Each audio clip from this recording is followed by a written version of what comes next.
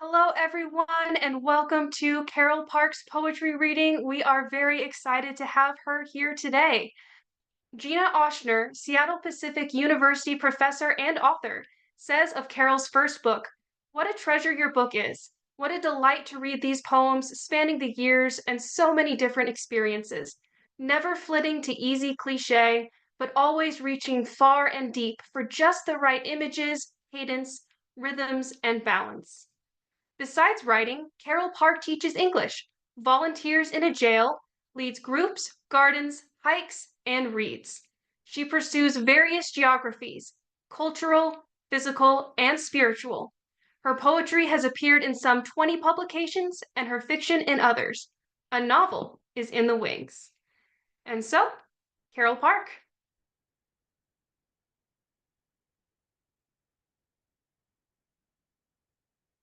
Hold on just a second. It looks like you are muted. I got it. Okay.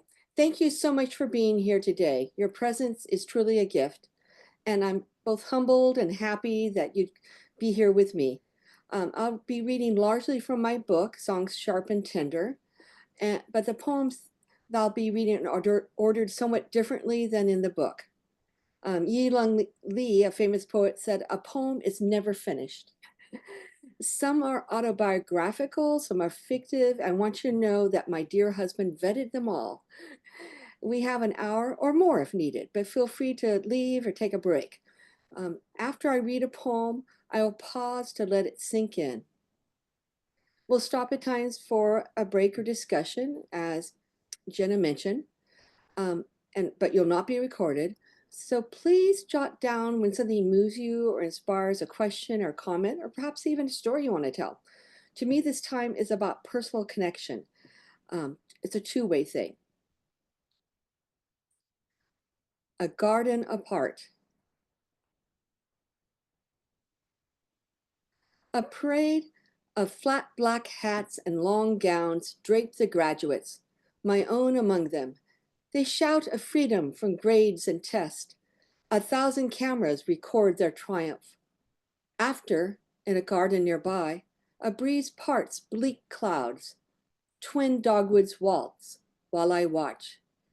Sweaty hands carry boxes from dorms and press to chest black framed diplomas, facing jobs where bosses pinch female hips or ignore girlish worth with impunity. A world where friends go distant, hearts misperceive, or chill through instant messaging. Their futures look a blooming, but dogwood's masses of ovals travel from green and full to tapered, and though their blossoms as stars abound, winter shrivels and withers, drop. Congratulations, I write. Heart mixed. Wind gusts, blossoms, leaves, hearts and minds, a yard, a sun apart.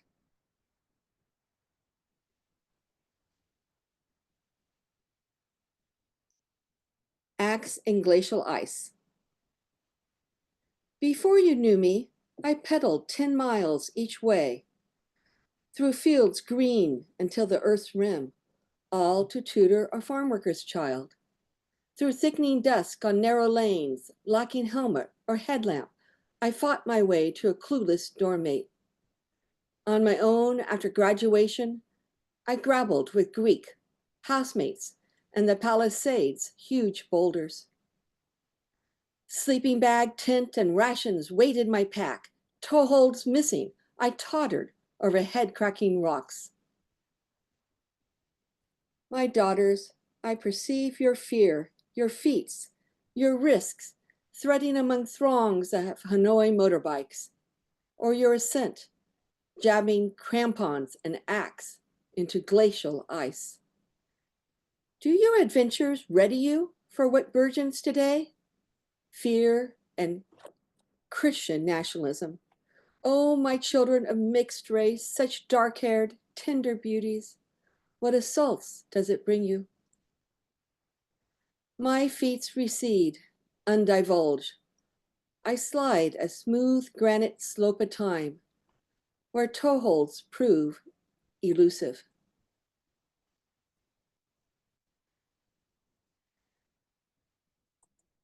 Bark peeled back. My friend and I leave our suburbs for a former highway. Skyline Boulevard tops a ridge, overlooking coast and cities. We whiz past spreading oaks, moss hanging from their limbs. We talk of close family, how remote they've turned. A stretch of firs slopes down, then clouds of slate froth, engulf their dusty green. Fog hides our aches and doubts, churning deep. How to make of midlife days some lasting art. What comes at 60? Parked. We hike through chilly mist on paths of needles and look to distant peaks, their forms soft today, their blue like faded bone china. Poison oak, don't let the red leaves fool you, says my friend. Yeah, I learned a decade back. Don't you love that madrone with its bark peeled far back? I pause to snap a photo of pale underparts, ruddy protection curling down. How much will I expose of my drooping heart? Next, pale stones line our path, tiny and precise as bricks set in symmetry. What expert mason laid it? I snag a chunk for recalling momentous hours, unexpected bounty.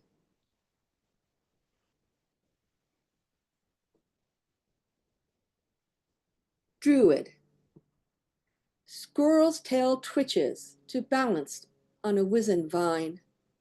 Scampers up, in, gone.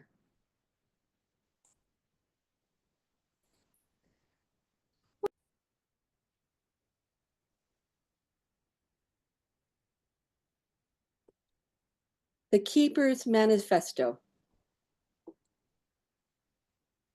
When I took the marriage pledge, I understood little of how the residence of engineers and bachelors spawned an endless list.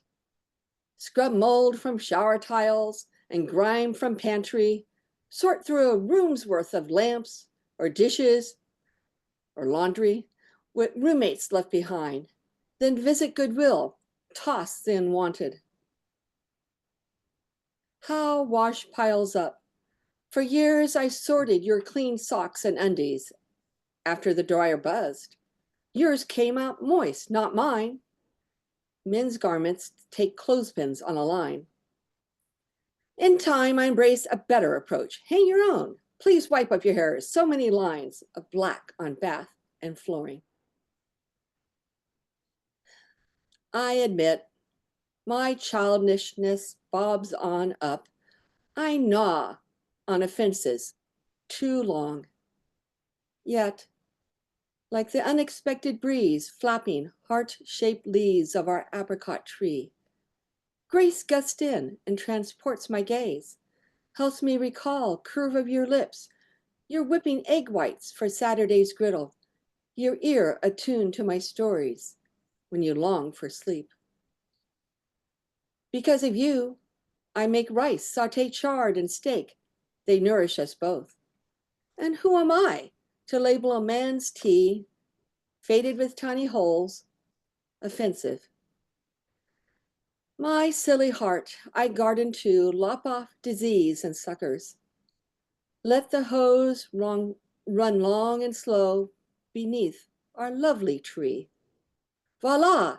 Summer brings abundance of luscious, juicy apricots. My watery choice turns clear. Good fortune in calling you dear. The next one is called Captain Spock. And in case you're looking on in a book, it's on page 26. I've pledged to screw the lids on tight, but when you grasp the relish jar from the top, the glass falls from the lid. It shatters and pickle chunks slime, filling channels of the grout. Vinegar fumes your acrid face. I want to change. You warned me to push tight the fridge's double doors so their edges meet. But my resolves don't stick, nor my post-its to our fridge. You find its doors ajar one morning. Your tune turns sour as the milk. We each choose such different parts to sing. When my soprano trills high, you snap back. Nebulous, mere speculation. How can you say you love our daughters more than me? Your defense does nothing for my tears. You conceive the corporal, not the minute dip of eyebrows or tug down of lips, pointers to galaxies of meaning. What you gave me shattered and slid so far. Can we retrieve our tender speech, divulging needs and guilt, affection of palm on thigh, tenderness in our fingers? Logic is your motto, and Spock has been your idol. From boyhood, math and fix-it projects obsess you. Today it's coding. For your leisure, you choose biking, cryptograms, your blog, and devour the Atlantic. You rewire our kitchen, yet our hearts don't spark. I took off solo to escape sterile home, fit poles together to raise my own snug tent, and lit a Coleman stove. My salty moistening of pinto beans on rice. In dusk, my desired trail disappears, dappled light and spongy silence of dirt, ferns and redwood bark. Yet, come dawn, green and burgundy speak love to me, some kind divine, easing twisting of my gut. Lullabies return. At home we sing tenderly, my hand to yours. We see a counselor, and in her office shelter I risk the weeping. The first you see, my pain. Her questions a laser to my ear. They alert me to my unconscious deformity. Behind my hurt, envy. Behind my rage, fear. How my need to be the prima donna sent you running to a silent spot. I learned to say we, not you, to hear the panic in your voice, what I once passed over, to appreciate your tenor. Lips loosen, I add melody to your harmony, and allow your golden arms around me.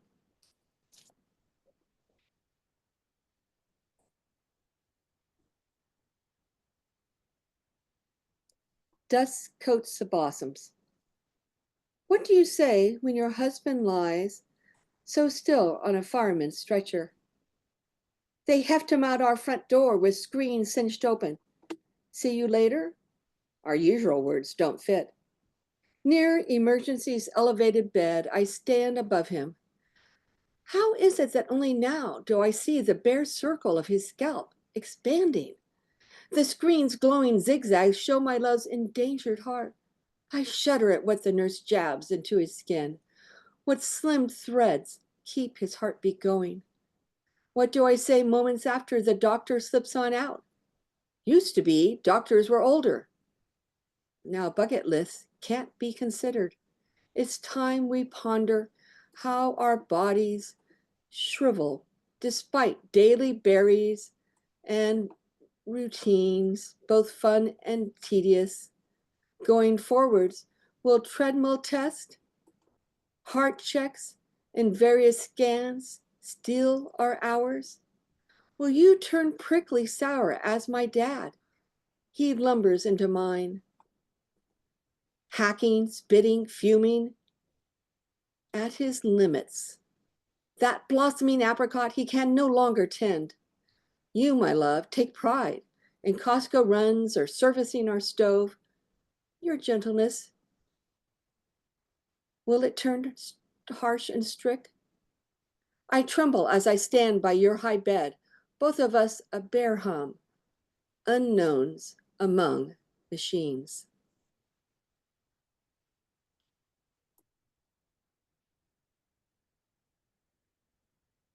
hand-tailored. Page 48.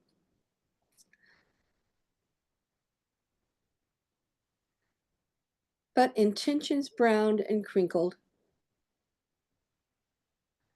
like apricot-hearted leaves in autumn. A decade from the purchase, I brave again the project. You in shirt, arms tea-framed, shoulders seem sagging, far beyond. Clothes make the man, so I think. I meant to fit it to you, pierced fabric with care, intending not to prick your soft skin. I started and stopped the sewing, fearing my failure. Long ago, I spied it in a Honolulu department store. Synthetic, not an island-made design of cotton. Your lips pressed tight, a signal I ignored. You've long disdained such spending.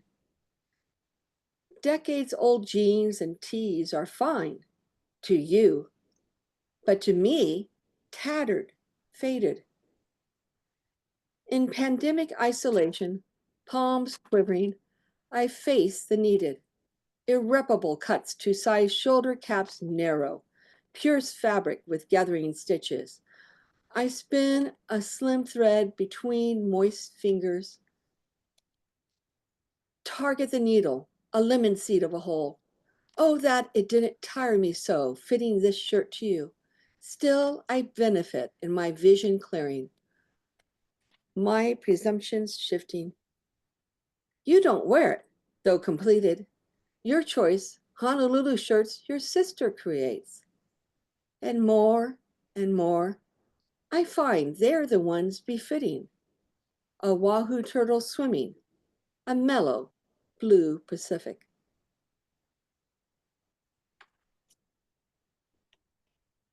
The next one is titled Floral Mouse.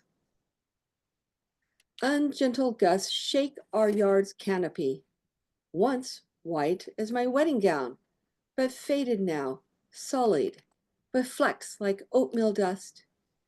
Your desires, my lover, rumble often and vague as your hand on my hip. What and when do you want? Your aspirations vary. You would-be hero, mentor for the young or needy. You rush on off. You flip an inner switch. Outside, I sit and rain patter. Wet curtains fuzz. A pair of wings coming straight at me. A hummer's chin displays red iridescence. A wild flash, quite near. His black bead of an eye takes me in. Intimate scrutiny. He suspends so long before he zooms to dip forked tongue inside. Our bountiful garden's floral mouse, tiny as his beak. Lover, you peered at me microseconds before your speedy mind whizzed on. Email, scheduling appointments, online reading, and conceiving an essay on grounding, connection, love. Ours put aside. You blur flight from imagined lovemaking to screen staring. Such a hummer, you. So when I place a hand on your back, an invitation to pleasure, it's brushed off. Do I do so to you? A true question. Please, won't you hover? Expose that tiny crimson spot tucked under. Whisper out your vulnerable heart. Perhaps even share the gathering of our garden's bounty. Don't be a bellicose hummer, chasing away another, refusing your own kind. Let's pause together over little purple mouths, stems protruding from shrubs we've watered. Insert our tongues among the little red and white hearts. They beckon us, lips, blooms, ready for our body's pleasures.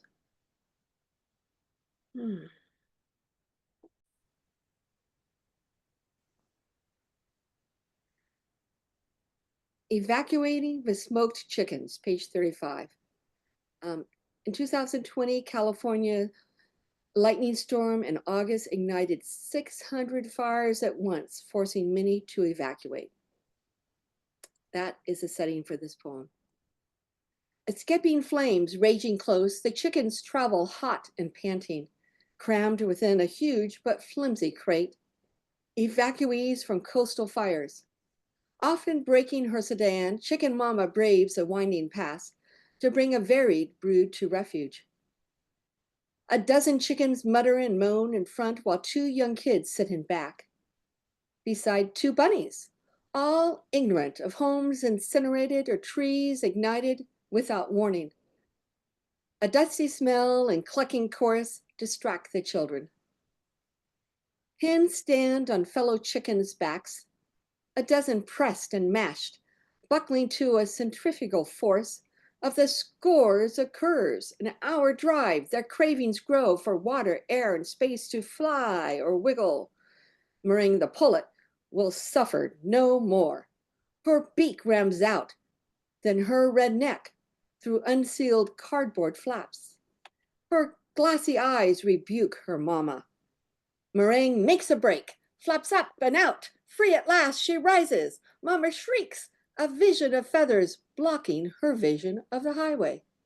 Escaping flames, but a not so hot way of dying.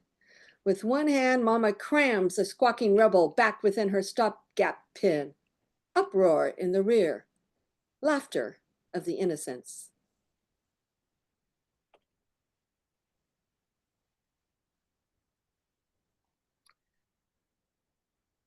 Fires pillow us. Our makeshift wire coop stands barren.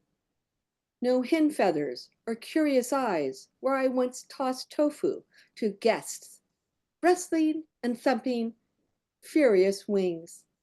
20 delicate heads, caramel and white, hustled, bobbed, and thrust, rioting to grab white globs. Gone that wild, smoky time where marble eyes ogled me.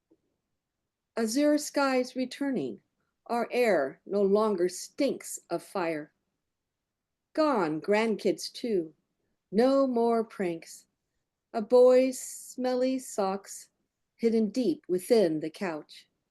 Gone tender soprano giggles or stumbling on bright plastic, bricks of homes for spacemen or wizard. Goodbye to 40-minute crying jags from bodies so tender and mercurial. Goodbye secret late-night chats with our kids, burgeoning adults, while smaller ones slumber. Goodbye to pasta and restricted diet. No more guardians coaxing stubborn mouths to open. Gone to a favorite bright magenta cup, necessary to hush a toddler's loud complaints. Goodbye to hallway collisions, suitcase laundry requiring frequent washing. Still, honeyed hugs, leaning down or upright, lingering deep, and cider memories pillow us, frosty, hard, and sweet.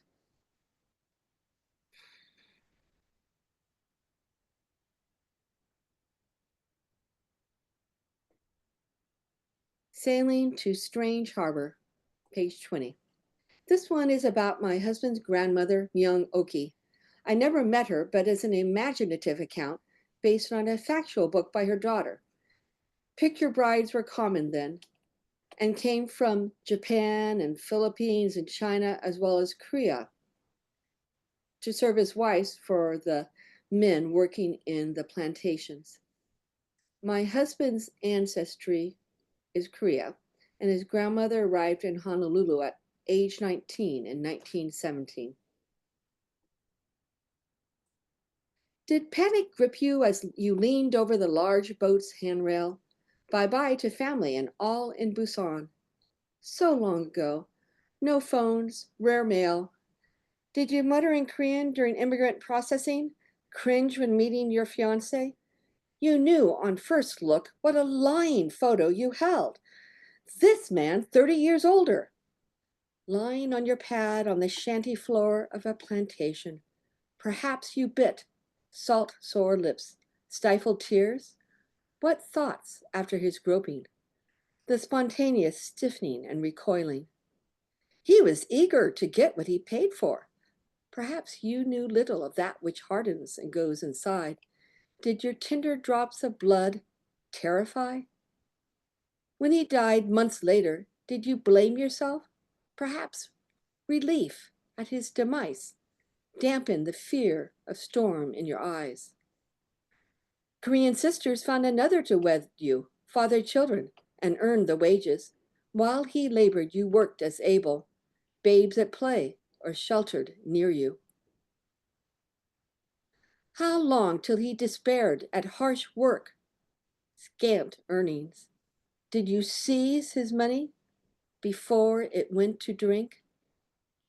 Perhaps you prayed. How mistaken your father! He said no cruelty to converts in that new land.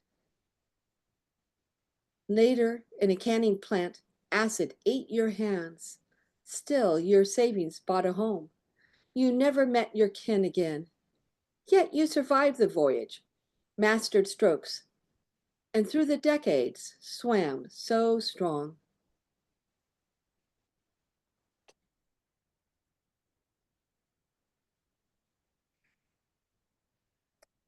Forgetting in Kauai is on page 85, and that's a photo of the magnificent pool at the hotel where I stayed.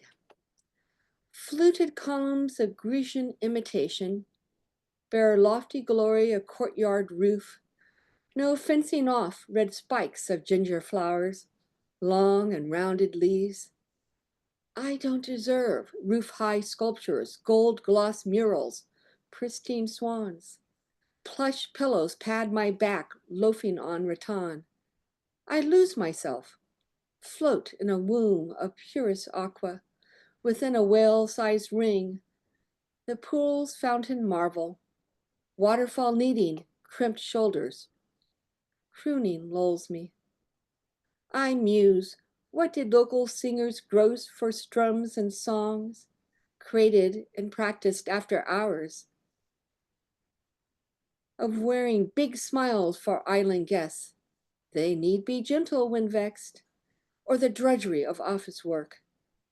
Guests plain home, few try tasty joints of local eats, and don't dare perch on a bench's rutted seats.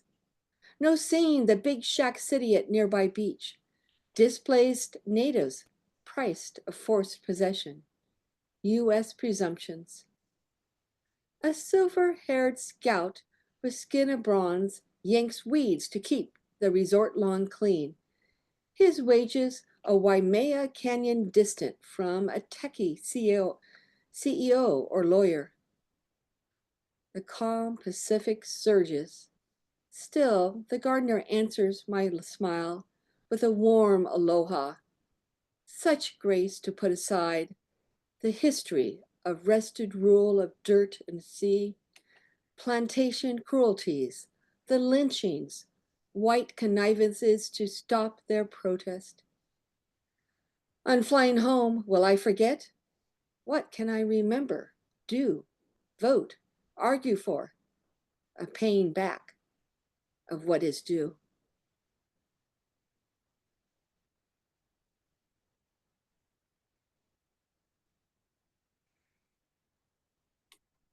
Monticello Marvels. I wrote this poem after visiting friends in the Washington, D.C. area and being exhorted to go visit Monticello. It was both a wonderful experience and also very saddening. I walked the mount to the ever-famed Monticello mansion. Pristine trim, octagonal dome Jeffersonian style, what Thomas combined of neoclassical and Roman styles he had admired overseas. One of few super rich travelers then. Triple paned windows and curved bricks. Innovative. Curtains colored mustard and golden walls, adapted from French fashions, forged by kidnapped peoples. You, Thomas, called your own. Your soft gentleman's hands never clutch the whip, but build again. You build and build, grow your debt, and necessitate others' grueling servitude. Scarce food, no end. You penned slavery wrong, but carry on with Negro family. Illusion. After the death of your wife Martha, you suffer grief. You voyage to Paris and call your daughters and enslaved Sally to travel also. Do you own the strangeness, young Sally, as half sister to your vanished Martha? Sally's sagacity and virtue. Sally, your alacrity and grace have always blazed as you spin woolen thread and hand-stitched clothing in a hovel. You stand out among the other enslaved children. Commanded to sail and leave all dear, you wash or mend as the ship's deck pitches. You gape at Parisian grand monuments. At 14, and never offered choices, you can't say no to fervent, avid hands of Master Thomas. Yet you keep more in mind. Over time, you sway him. For you, Thomas grants exceptional concessions. You leave French freedom, but you're pregnant. What for you, solitaire in Paris? Back home, you gain a room of your own. More. Thomas promises to liberate your children at his death. He orders you served his delights, trout and pasta, unlike your previous pittance. You weep when you lose his baby, but the nighttime trysts don't end. In time, you cradle his seed in your cave-like room, under his parquet floors, and more babies through the years. Your little children hammer, dig, spin, and wait on table, dawn to dark, with 50 others. Your hands deform, your veins protrude from carrying trays, shining silver, scrubbing dishes. At nightfall, finally allowed to still. Still wanted, you press and soothe his tight thighs, stroke his sandy hair and pale chest. You never fail to gaze into his eyes. You know his need of love. Do you name it so in your quarters? You've become an expert at persuasion of your virtue. You use him for your purchase.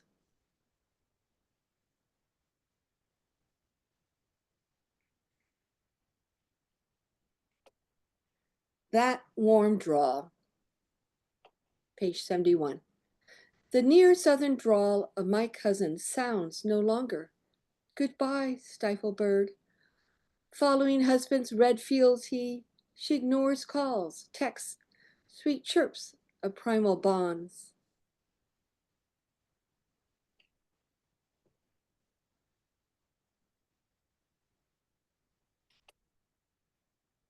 Next, we'll hear a poem from a marvelous poet named Jacqueline Trimble, whom I met at a 10-day poetry workshop in Greece. She's a university professor living in Alabama and has several books out. This poem is from this book.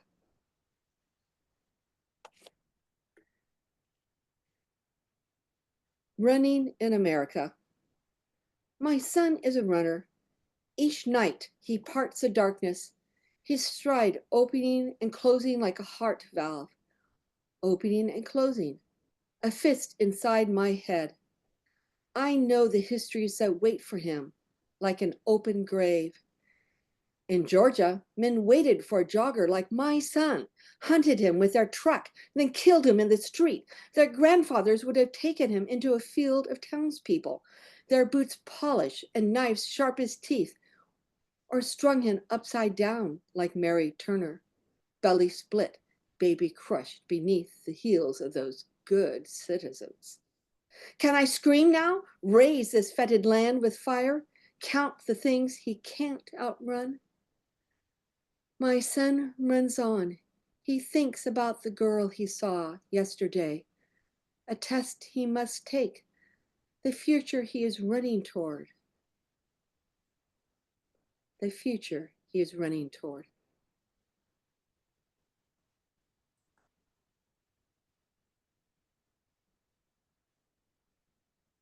Kindness to the rooster, page 45. Jen can't forget how her hands nuzzle down of her fresh hatched chicks. Later she rues how, though deemed the egg-laying sex, one grows bigger, one turns rooster. Let no one forget his full tail's iridescent, that green sheen curving a Maui who sees the role of lord over the backyard flock. Let not Jen's ears forget what made her run in terror to young ones at 2 a.m. to find them peacefully asleep, not screaming like a cockerel's yodels. Let her not forget his never missed morning summons and twice nightly disturbances. Recall again what friends said, you gotta get rid of him.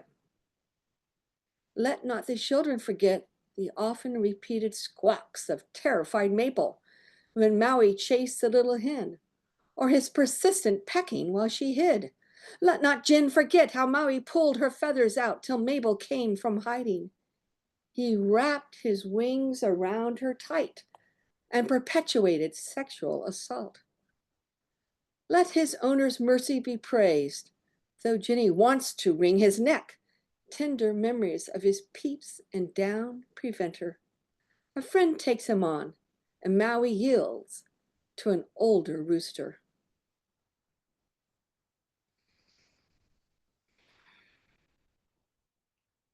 Next slide. Yeah. Colors blend. Gyroscope swirls.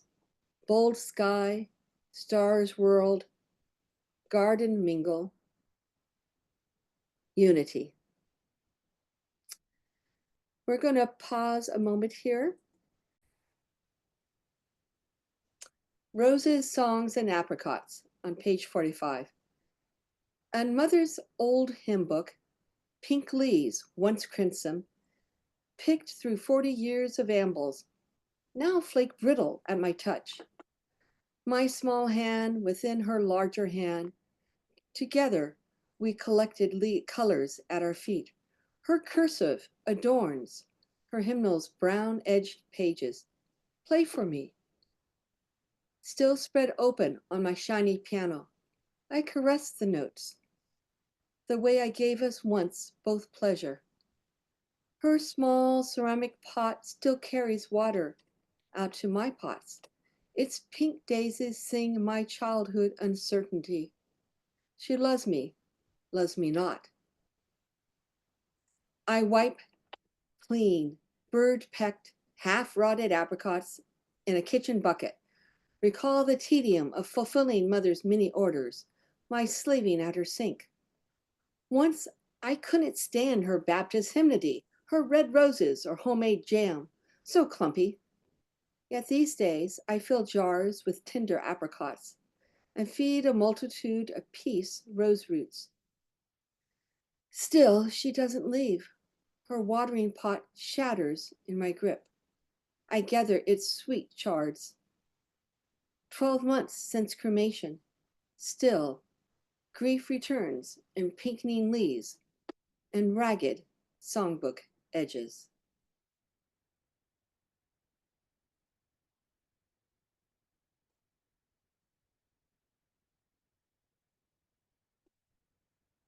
Wandering. This is a poem that's I wrote and finished since the time my poems were accepted for publication. And it seemed really significant to me for the time we're in now. So, wandering. Sky sea thrums, blonde grasses sprout shoulder high. The expanse of marsh puddles in the distance. Lying still on the path, a palm-sized mouse with head sideways. A single liquid eye held open. A tiny nose, curl of a tail, trembles once and stops. No rip of beak. No humans reside near with their poisons. I mark this last whisper. Though egrets fascinate me, never before a rodent.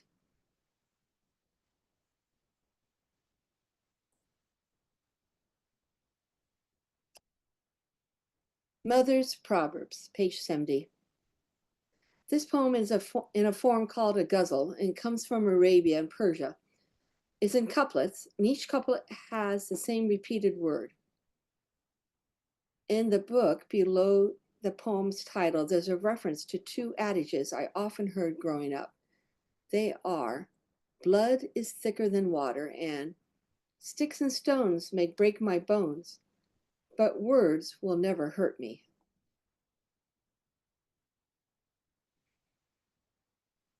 Billows surge higher than our old home and pummel still taller rocks.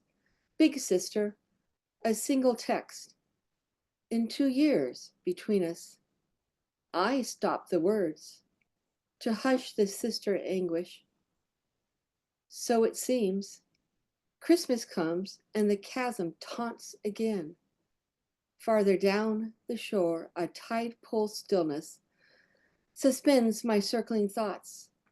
Wait, then steely sprays of high tide wreck the silence. You, sister, reappear. I long, I think, my fault, if only but dark relics submerge in a white-capped sister sea, despite what our mother said. Blood doesn't stick. It's no cement. Typhoon words don't vanish. I asked for a bridge over raging sound. Hyades, nymph sisters, don't answer, but transport me to a graceful doe, kissing her fawns. Saplings circle a succoring tree. No need for sisterly voice.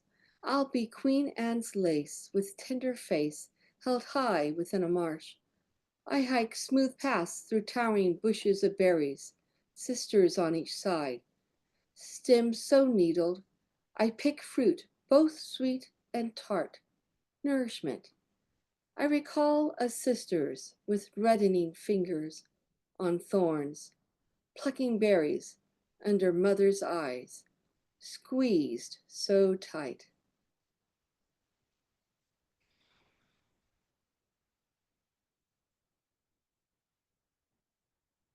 Sticky window, page 54.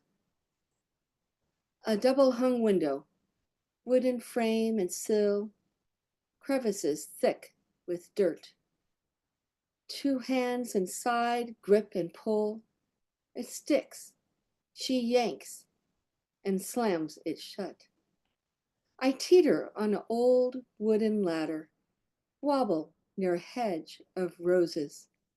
A thorn jabs my side. Furious black bees buzz nearby. I peer between smears on glass. Where stands the sweet babe I tucked within my pink sling?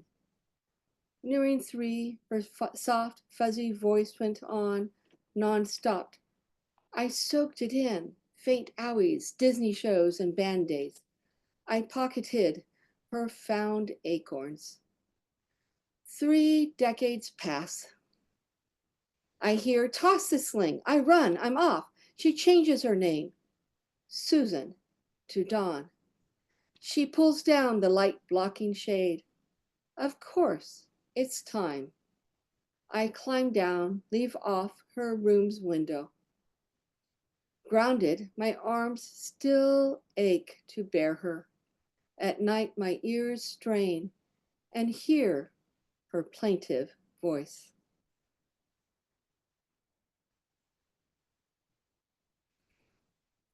And this is the last voice of our reading today, the last poem.